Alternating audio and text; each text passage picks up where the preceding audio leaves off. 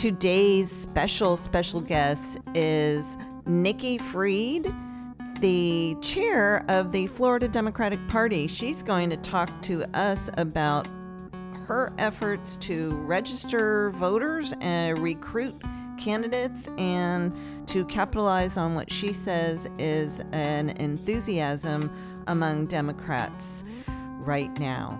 So stick with us. You don't want to miss it. FDP Chair Nikki Fried. You're listening to A Deeper Dive with Dara, a podcast by City and State, Florida. Hello and welcome to A Deeper Dive with me, Dara Cam, and today's special guest, Florida Democratic Party Chair Nikki Fried. Nikki Fried, your second time on the podcast with me. Welcome back. Thanks, Dara, for having me back. I always love talking to you. I always love talking to you too. And is it okay? So do you go by chair or chairwoman? I go by Nikki, Dara. Nikki. Because of some technical issues during the recording of this episode, some portions of the audio were lost. The show began with a discussion of a statewide bus tour launched by Florida Democrats aimed at voter registration efforts. All right, well, let's jump right in. We had some technical issues. Thank you guys for taking time to join us today. Let's start with what you guys have been doing, what you, Nikki, have been doing. We kicked off the tour, and so we had probably over 100 some odd people that showed up. And then we went to Orlando, Seminole County. We've got a special election, House District 35. The whole point of this is to create energy everywhere we go. Not just in blue stronghold areas, but in red areas and rural areas that Democrats haven't been to in a while. And so this is our opportunity to go out there, talk about the issues that Democrats want to lift up, make sure that we are invigorating our Democratic Party apparatus, getting more volunteers to participate on the ground game, and working on voter registration. And so we've also committed $1 million just for right now this year for voter registration. And so we have been hitting the ground running, and there's just a lot of energy. What I'm hearing everywhere, no matter what part of our state we're in, people just want government to work. They're tired of the divisiveness. They're tired of the culture wars. We've got an economy that's not working for the majority of our state. And now that school is starting back, we've got a teacher shortage. We've got headlines all over the state on AP psychology, African American history, PragerU videos that are just shocking to I don't know. I know, it's like, where are the words? The words of where we are today. But in fact, all of this is giving new life to Florida Democrats, and it's David versus Goliath, and I will take that bet every single day of the week. So the Republicans a couple years ago took over in terms of voter registration. I don't want to get too bogged down in the numbers, but Christian Ziegler, the chair of the Republican Party of Florida, said that people aren't buying the extreme agenda pushed by the Florida Democrat Party. That's a direct quote from him. Do you think, you're laughing, so tell me why that's amusing to you. It's amusing because, the radicalization of the Republican Party is how we got here. The extreme, the right of Trump is where Republicans are today. And, when you sit and you talk to any Democrat that is either in office, running for office, or Democrats that are doing the work on the ground, one of the things that we're talking about, the economy. We're talking about the fact that property insurance is now the highest in the nation, at 208% increase since Ron DeSantis became governor. If you can find property insurance, we've got inflation that's at 9%, higher than the rest of the country. We have the largest teacher shortage in the nation. 75% of Floridians didn't want a 6-week abortion ban. 71% of Floridians did not want permitless carry. How is any of that radical? It's kind of like he's looking at himself in the mirror, and that's the only thing that can come out of his mouth, because it is just the most ridiculous comments. But I don't expect anything more from them. That's what they've been doing for the last 4 or 5 years, is a lot of fear, propaganda, misinformation, and it's starting to backfire on them. What are you doing to recruit candidates for 2024? You've got a supermajority in the state house, in the state senate. Does that make it more difficult to recruit candidates for the legislature? And what are you doing to recruit candidates on the local level? And my follow-up question before you answer is, are you going to have somebody to run against Rick Scott? So recruiting candidates is actually one of the reasons why we're also doing this tour. Making sure that we're going to all parts of the state so they can see the presence of the Florida Democratic Party. We have a new dynamic chair and vice chair of our campaign committee where they do 24 hours a day is looking for those gems that are out there to run for office, everything from school board all the way up to the U.S. Senate race. And we are actually finding more and more people want to run for office because they feel the moment that we are in. It's kind of like the same reason why I ran in 2018, because they felt the moment of 2 years under Donald Trump, and that you saw women running for office all across the country as a backlash to Trump being elected in 2016. And you're starting to see that here too. That we are having those conversations. People want to get into the game. They want to fight back. They want to be part of the momentum that we are building here in the Democratic Party. And so we're seeing a lot of people running for office and stepping up to play, everything from people that have just graduated from college all the way up to strong, dynamic women. So we are seeing that surge happening and lots of conversations. And there is no doubt in my mind that we are going to have a dynamic candidate running for the U.S. Senate against Rick Scott. We know that there is already a couple that are in the field, but there are 3 dynamic women that are right now contemplating getting into it. I have no doubt that we are going to coalesce behind a candidate and make sure that we have Rick Scott has a 1 term as a U.S. Senator, and we send him back packing to Naples or wherever he came from beforehand. I heard Debbie Mukart. I'm always butcher her name, and I apologize. Yes, I've seen her name bandied about. She's one of the 3 women that you. I don't know who the other 2 are. Yes.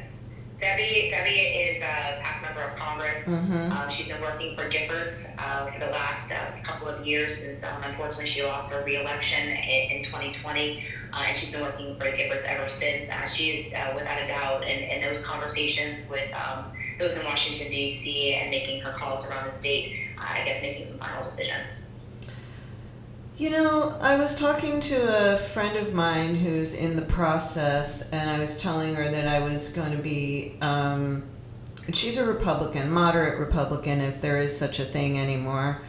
And I was telling her I was going to be interviewing you for the podcast today.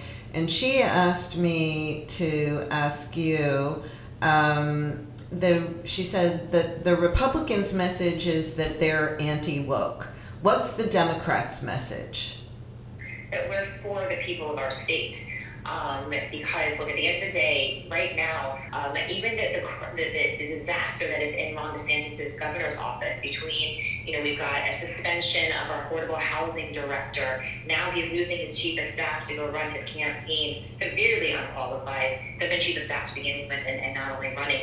And so as the chaos that comes from the Republican Party, the Democrats are uniting, and we're standing up for everyday Floridians. And that is what our message is, that we want to get back to the basics of what government's supposed to do, which means that you've got elected officials who wake up every day and say, how do we make the lives of the people that we govern better? And that's really what the Democrats are standing for, that we are standing for our working class. We are standing up for those that have been marginalized. We're making sure that our kids are staying in school. We are making sure that a family of 4 can afford their house or their property insurance, that they can afford to go to work, and make sure that they get access to health care. I mean, look at what's happening in our healthcare industry. Just here in our state, we have an expanded Medicaid. We just lost 1 million people off our Medicaid list, and that hurts our overall healthcare system in the state of Florida. And you've got people like Rick Scott who wants to destroy Medicare and Medicaid and Social Security. These are types of people that are running our state and our country. And it's time for Democrats, because they are frustrated that this Republican Party of Florida has been doing government overreach, big government, more spending, higher taxes, going after corporations, destroying free market, destroying home rule. Everything that the Republican Party used to stand for is the exact opposite. So the Republicans' motto right now is anti-woke. Then they have done a fundamental shift in who the Republican Party is of our nation, and this is a realignment of the parties. And so I feel very confident in this realignment that Florida Democrats are creating a big umbrella that is going to address the issues that are actually on the minds of Floridians. I've actually thought about this quite a bit. You and I have talked about it before. You ran as a progressive, and we've seen, just in 2022, we saw some progressives actually have successes in Florida. I've had Rep. Maxwell Alejandro Frost on, and he is one of those successes. And I was just wondering, though, on a statewide level, do you have to run to the center? Does the party have to move to the center in a state like Florida, or can you still be successful with the progressive flag? I mean, the Christian Zieglers of the world and the Ron DeSantis of the world are painting Democrats as out of line with and out of touch with the average voter because of quote unquote woke policy. Can we just talk about words in a minute? We'll talk about words. But do you know what I'm saying? Like, how do you thread that needle? Anti-wokeism, it's not working. There's a rejection of that even premise across the entire country. You see that even in Republican primary. This is not, people don't want the culture wars. They want to be left alone. And so I think that for Democrats, it is about, I don't think it's about choosing lanes, center left, center right, left, right. I think it's just about listen to the people. Listen to what is on their mind. Because let me tell you, when I'm crossing the state, and even as our past commissioner, as I cross our state, people weren't talking about which bathroom people are using. They weren't talking about, how much, diversity education is happening on our higher ed system. You know what they're talking about? I don't have enough workers to milk my cows tomorrow. I don't have enough people to go build affordable homes in South Florida. I can't find property insurance. Those are the issues. And as long as Democrats talk about the issues that are on the minds of Floridians, we win every day of the week and twice on Sunday. And that's what you're seeing here. You're seeing a Republican Party that is completely lost in this very made-up culture wars that is not only losing DeSantis' support on a national level, but he's dropping 19 points here. The last poll I saw last week, he's underwater in the state of Florida. And I think that goes directly to this extremism that is coming out of the Republican Party. How can you stand you banning books? You're banning Black history books. You're banning Mouse, which is a story of mice about the Holocaust. That is what is happening here today. And Floridians are starting to wake up and reject these policies and are finding solace in the Democratic Party because we're fighting for them. We'll be right back with Florida Democratic Party Chair Nikki Fried.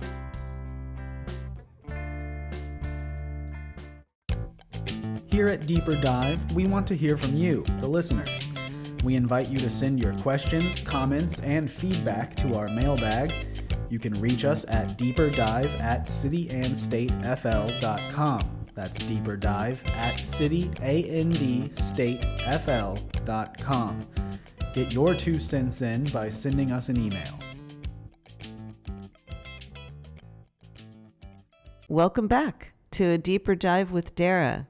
It's still, how are you doing with bringing in donors from outside the state? We've never seen this before in other state leaders.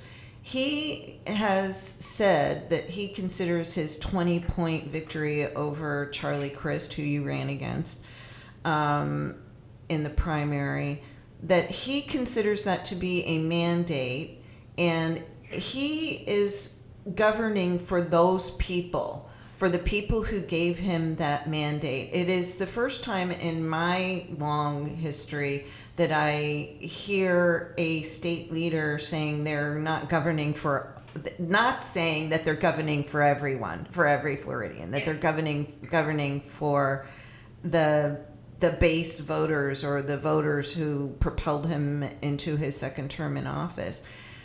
With that kind of percentage point victory, and he says now, when he's comparing himself to Trump, he won Florida by 3 points. I won by 20 points.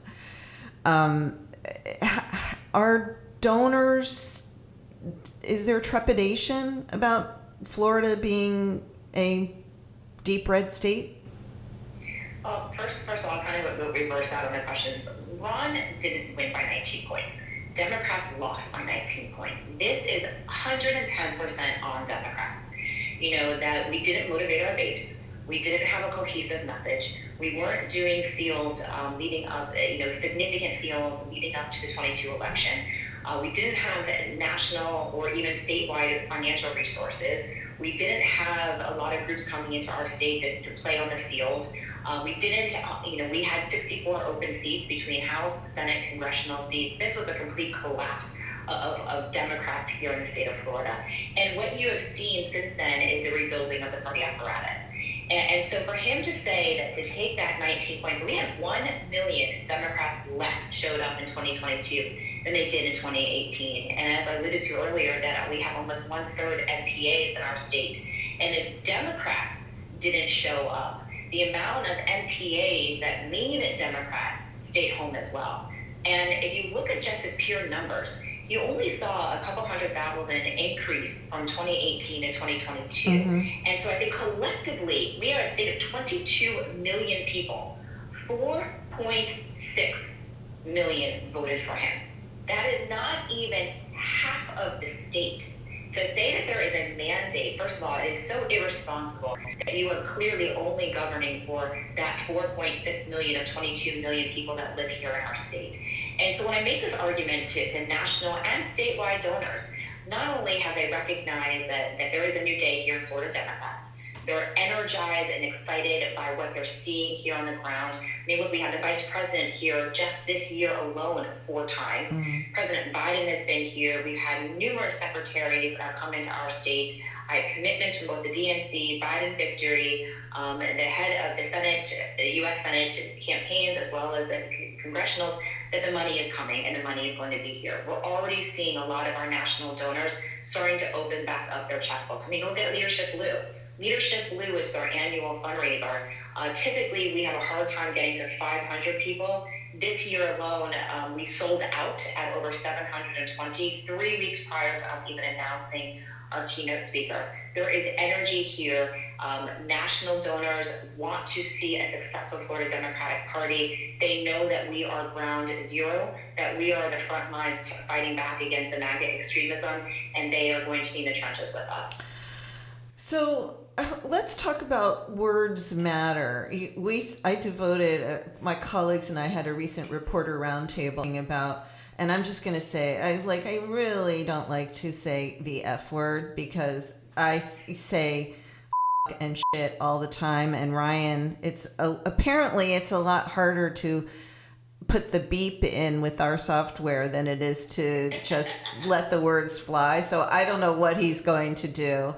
But a lot of our discussion, and actually I went out to lunch with my ladies, a bunch of my friends the other day, and this came up as a topic of conversation. You had the Just Effing Vote t-shirt on, and are you getting pushback on the use of that word, or what are people who are critical of that, are they living in the Stone Age? Because to me, I feel like these words are so part of my common vocabulary that I'm desensitized to it. So I'm the wrong person to ask. So I'll ask you. It is not part of my normal vocabulary. And so it is very deliberate because it is the aggravation of the moment. That there is just, and that shirt and so for those who don't know, I was wearing that shirt when I was arrested with Minority Leader Lauren Book, and those words are very deliberate. to The T-shirt said just F asterisk asterisk or asterisk ing vote, right?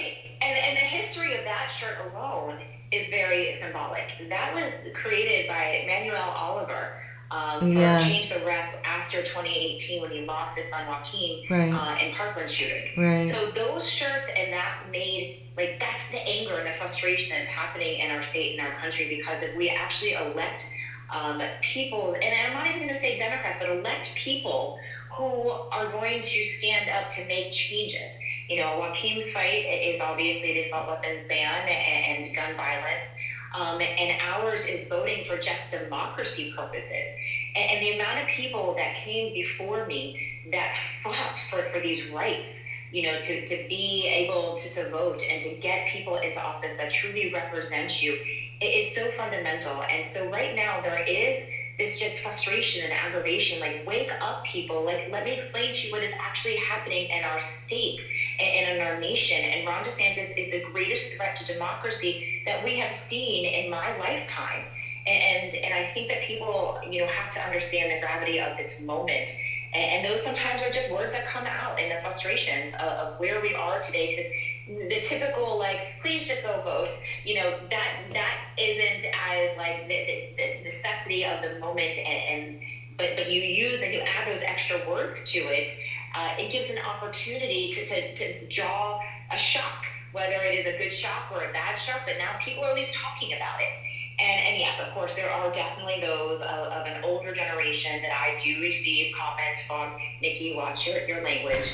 And I respect them, but in the same respect, my job is to motivate our party. And if using the F-bomb every once in a while, whether it's on T-shirts or on tweets, if that is going to help and get the energy that I need in the Democratic base, then we're going to continue to do whatever is necessary to energize our base and get this message out.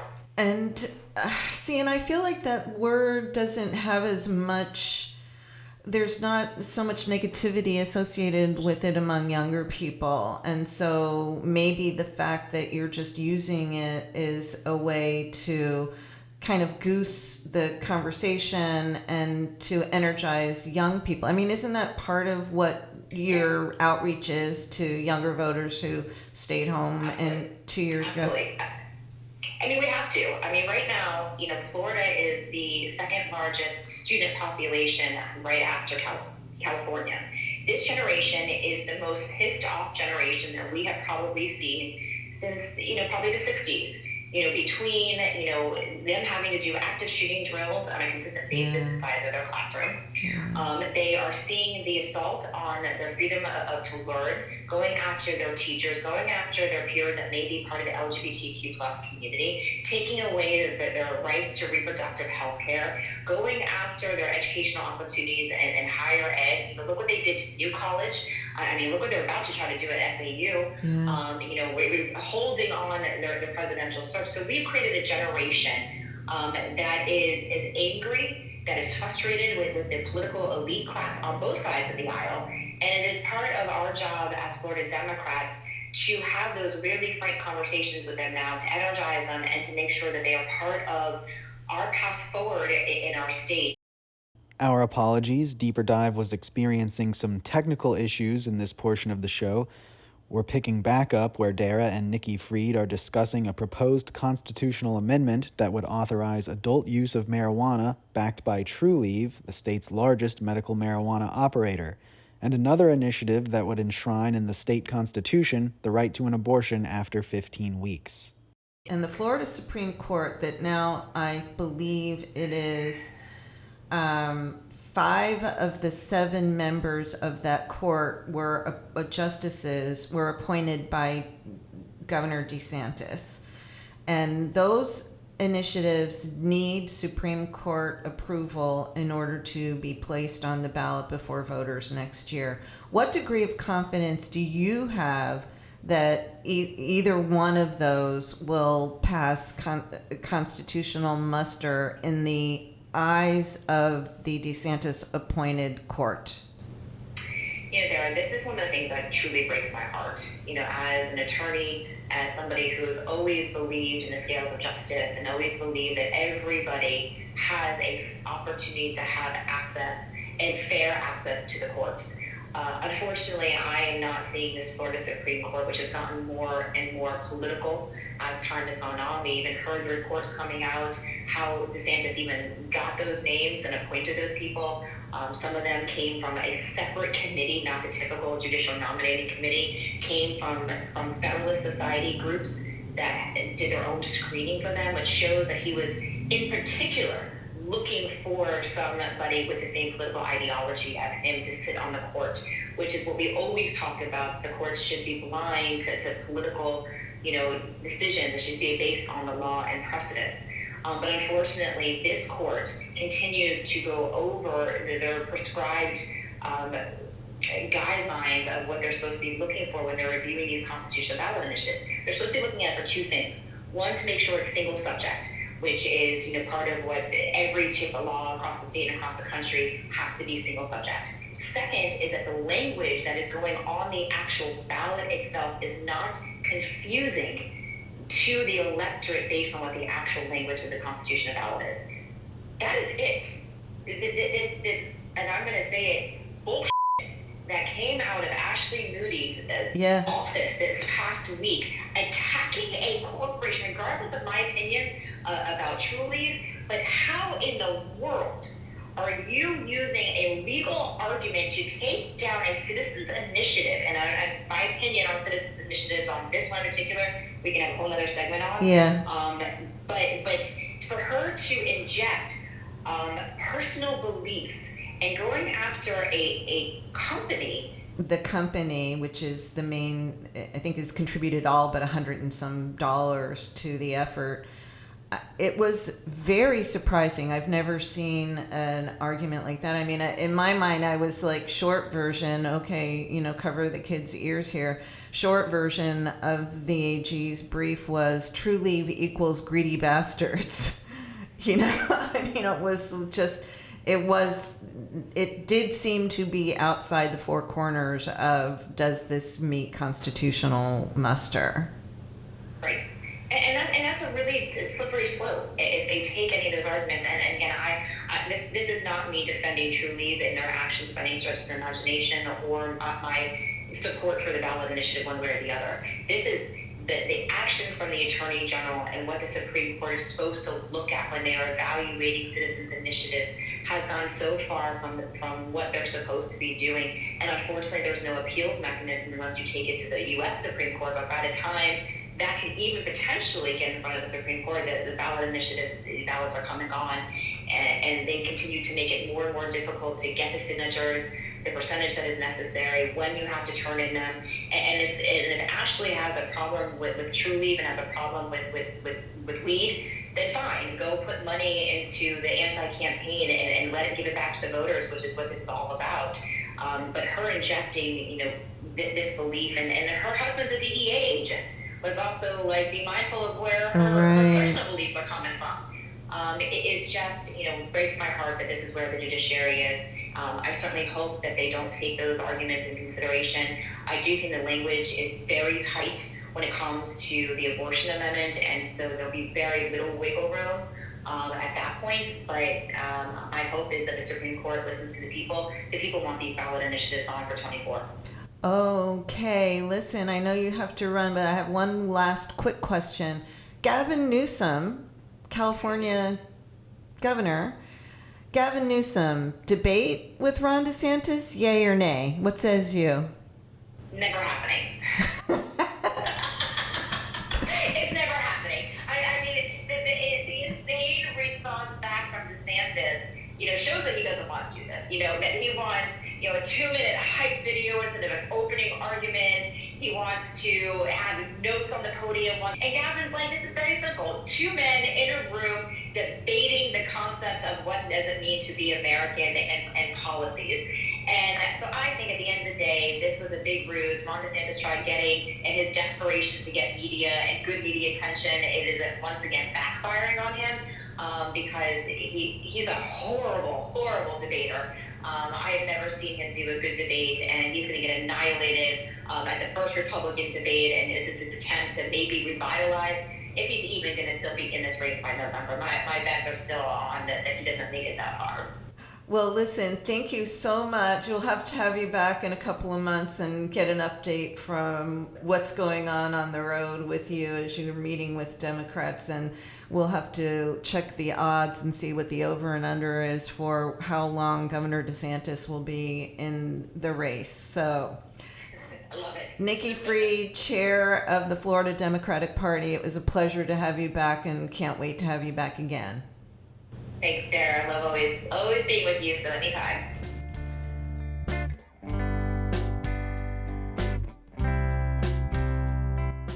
A Deeper Dive with Dara is a podcast by City and State Florida, hosted by Dara Cam, produced by Ryan Daly, and music for the podcast was recorded by Periodic Labs, LLC, and performed by Ryan Daly and Danny Reyes.